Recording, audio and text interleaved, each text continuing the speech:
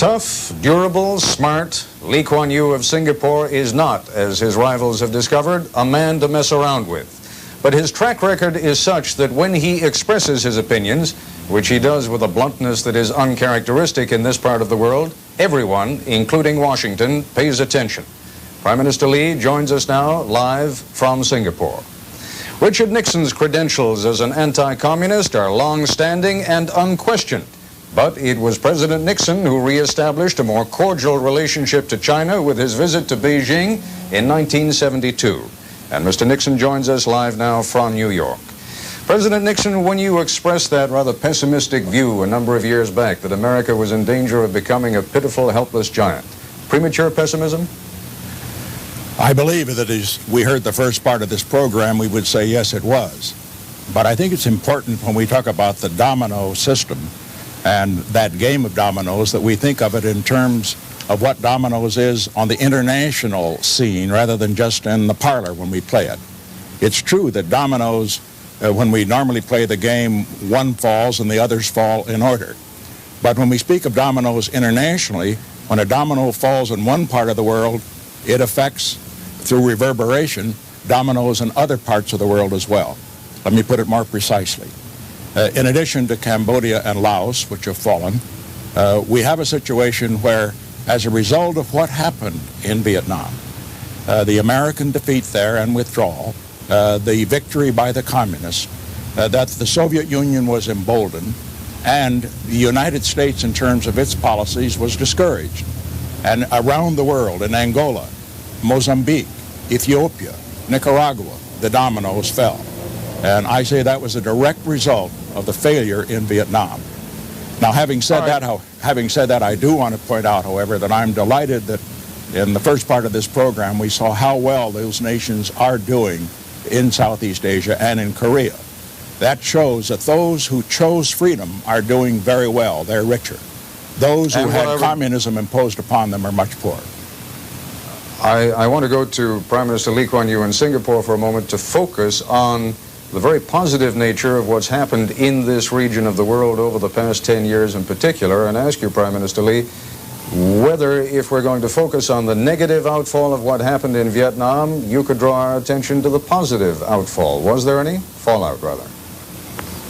Well, nobody could have predicted how it's actually turned out, because nobody could have foreseen that the trends would have been so abruptly discontinued. Up till Vietnam, up till South Vietnam's capture, the communist bloc looked solid. And the underlying thesis for their expansionism was that they would eat away at the edges. After Vietnam, they fell out. Not only had China and the Soviet Union had a rift, the Vietnamese decided to flout Chinese views and interests and attacked Cambodia and got themselves locked in a long struggle now with China. So the whole picture altered. The rules of the game, so to speak, their game of eating up little chunks of the world, they themselves changed. And we profited. Fortuitously, they brought about a situation where they were snarled in, and whilst they are frittering away their resources in more conflict and war, the rest of Southeast Asia zooming away. More trade, more investments, more growth, better homes, better life, better jobs. Let me focus with you for a moment, if I may, Prime Minister, let me focus with you for a moment on the question of China. It was, after all, as I mentioned at the top of the broadcast, the fear of Chinese expansionism that drew America into this region in the first place. Are we being prematurely optimistic about China's role in this region? One cannot say what will happen after, say, 20, 30, 40 years when China has become a modern, strong power. But let me point out that that fear of China 15, 20 years ago that led to the policy of containment was not altogether unfounded. China, under Mao Zedong and Zhou Enlai in the 1950s and 60s, was an evangelistic communist power. And the Indonesian government firmly believes that it was China that helped instigate the communist coup that failed in 1965. So the idea of a strong communist bloc in Asia with China as a motivating force to expand its borders was not all that ridiculous. That they have been thwarted. Sorry. Go ahead, sir. That they have been thwarted. President Nixon, you spoke of the far-reaching negative effects of the Vietnam War. Find for us, if you can, whatever far-reaching positive effects there may be from what's been happening here in Asia over the last 10 years. Is that having an effect in other parts of the world, too?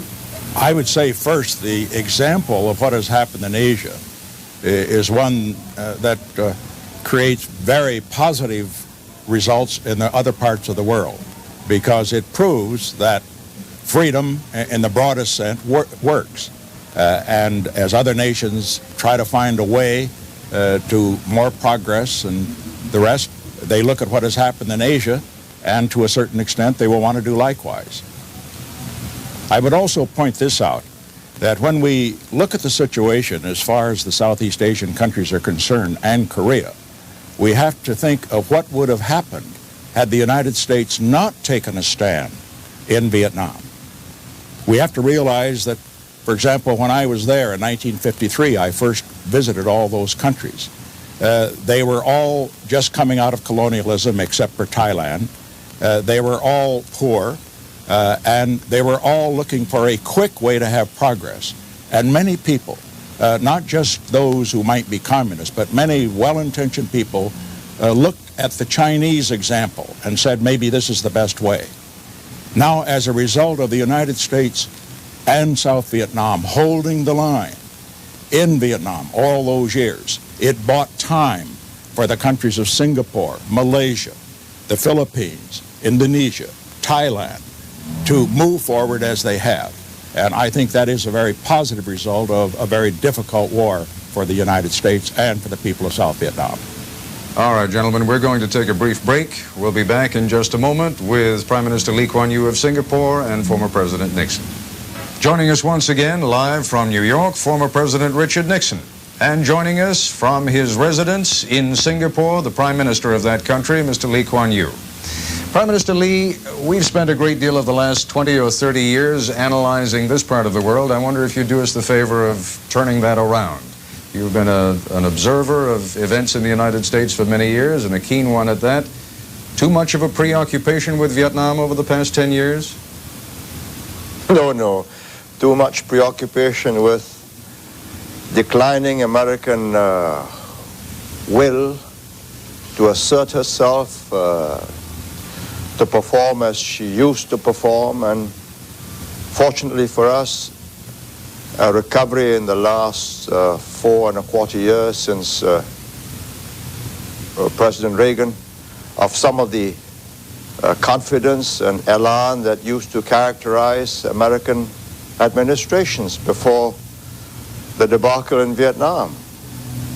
It may seem like a very decent, a rather distant series of events, however, when we talk about Central America, but the analogy between Vietnam and Central America is constantly being made in the United States. Do you consider it a valid one?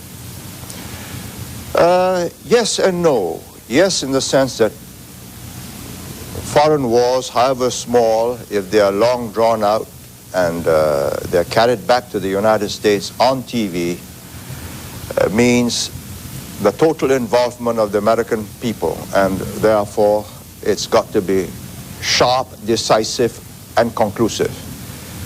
Knowing that this is not Southeast Asia, the Nicaraguans are not Vietnamese, either in numbers or in the culture, and being much nearer home, I would have thought much more relevant to America's immediate strategic interests.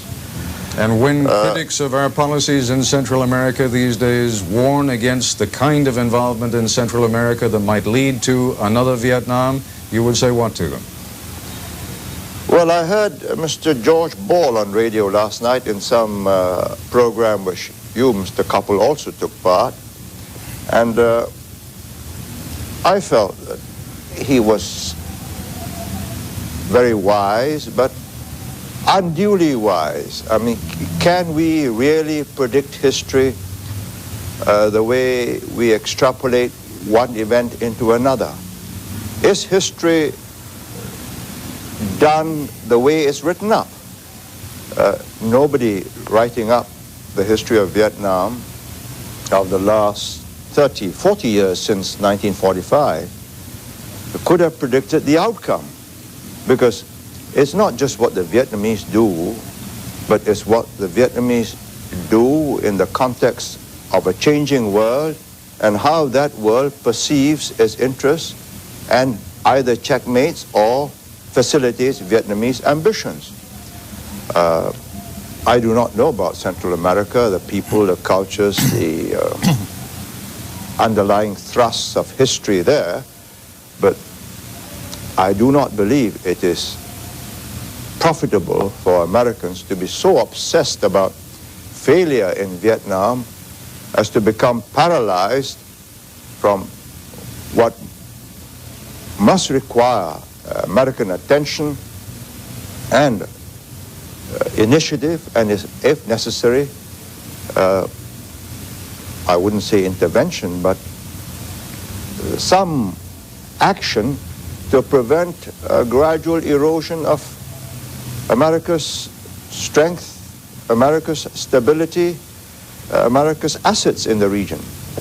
But I don't want to lose that train of thought. I just want to take this momentary break to warn our affiliates that we're going to be running a little bit over again tonight, and turn immediately to President Nixon and ask you, Mr. President, what it is in the context and with all the memory of Vietnam, and with particular reference to the point that Prime Minister Lee made just a few moments ago, namely that as we look back, we could not possibly have predicted what came out after the Vietnam War. What are your views on what we ought to be doing in Central America? And if you will, draw an analogy, if you think it's appropriate, to Vietnam. Well, it's interesting to note that in the debate over El Salvador, aid to the government of El Salvador, when it was under attack and is under attack from communist guerrillas, and now in the debate over whether or not we aid the Contras, the anti-communist against the communist government Nicaragua, over and over again we hear the refrain, no more Vietnams. We must not have El Salvador be another Vietnam. We must not have Nicaragua be another Vietnam. The way to avoid that is not to make the mistake we made in Vietnam. That is to provide in El Salvador enough aid, arms and training and so forth to combat the aid being provided by Soviet bloc to the guerrillas. And then the people of El Salvador, as they've presently demonstrated, will be able to contain it. And insofar as Nicaragua is concerned, the way to avoid Americans having to be committed to Nicaragua is to provide aid now to the anti-communist guerrillas who are willing to risk their lives against a repressive communist government. If we provide enough aid for them, that government will be kept busy enough within its own borders that it won't make trouble with its neighbors, and it will discourage also the Soviet Union from putting another base there. Putting it very bluntly, it's far better to provide that aid now to the conquerors than to have Americans have to go in later and remove a Soviet base. Mr. President, with all due respect, you remember history as well as I do. You remember it better than I do because you lived it. That is how we began in Vietnam. We began, first of all, by underwriting the French effort. We began then under President Eisenhower, when you were vice president, in giving certain modest aid to the South Vietnamese to help themselves. It didn't work. It didn't work because what happened was that due to the fact that the United States was involved in the murder of Diem, a major Vietnam leader, a strong one, with faults, but a strong one, that from that time on, the United States had to take over the responsibility of fighting the war itself. And then, as the war went on, as we all recall, once we had the peace agreement in 1973, that then, instead of continuing to provide as much aid to the government of South Vietnam as the Soviet Union was providing to the North Vietnamese, as a result of that failure, 2 years thereafter, the Soviet tanks rolled into Saigon. What I am saying here is that we can avoid having a commitment of American forces in Nicaragua, for example, if we provide adequate assistance to Nicaraguans willing to fight the current communist government. That's the way to keep Americans out. Do you really believe that if we had continued to give aid to the South Vietnamese, even if we had been able to resume bombing over the North, do you really believe that the eventual outcome would have been any different? I do. I believe that we underestimate the ability and the will of the South Vietnamese to fight. We have to remember that the last American left Vietnam, American combat troops left Vietnam in April of 1973. For 2 years thereafter, the South Vietnamese did not lose a provincial capital. It was only after they lost the support that they needed in terms of arms and fuel and so forth that they were overrun. No, I know that many disagree with that, but I believe that with proper support and with the threat that the United States would resume bombing if the North Vietnamese broke the peace agreement, which we should have done, I think under those circumstances we could have sustained them.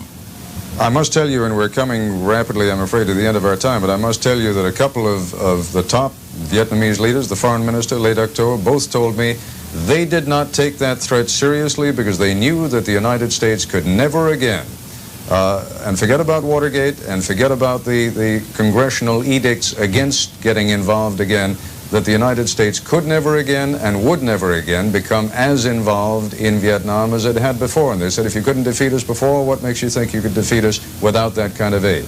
Your reaction to that, sir? Well, I would think that that's exactly what they would say at the present time. But I think we also have to understand, when we talk about whether or not we want Nicaragua or El Salvador, for that matter, to become another Vietnam, we have to understand the consequences. I think we're all aware of what happened in Vietnam as a result of our failure. 2 million people killed in Cambodia, 600,000 at least people drowned in the South China Sea trying to escape from Vietnam. In fact, more people were killed in communist peace than in the anti-communist war in Vietnam. Now, that's what we were trying to avoid. And I think as we look at Nicaragua today, we have to well understand that in the event that we fail there, the flood of refugees that will come into this country, the consequences there in terms of the effect on our friends and allies in the area will be catastrophic. All right, Prime Minister Lee, just a quick closing thought from you, if you would, on the Vietnam legacy. It's happened. It could have been somewhat better. It could have been a lot worse. We are grateful that it's turned out the way it has, and we've got to be extremely careful that the Vietnamese do not, as a result of the Treaty of Friendship and Cooperation with the Soviet Union signed in 1978, before they invaded Cambodia, do not get away with the spoils of that Treaty of Friendship and Cooperation, or we'll be in for a very difficult period. And we should note... Go ahead, sir. And we should note also that right at the present time, the leader of the communist government of Nicaragua is in Moscow negotiating an agreement for economic aid and I assume military aid as well. That's where the parallel exists, and that's why we must avoid another Vietnam in Nicaragua, and it can be done without putting in any American forces. Gentlemen, I'm very grateful to both of you for joining us. Prime Minister Lee Kuan Yew of Singapore, thank you, sir. President Nixon, thank you.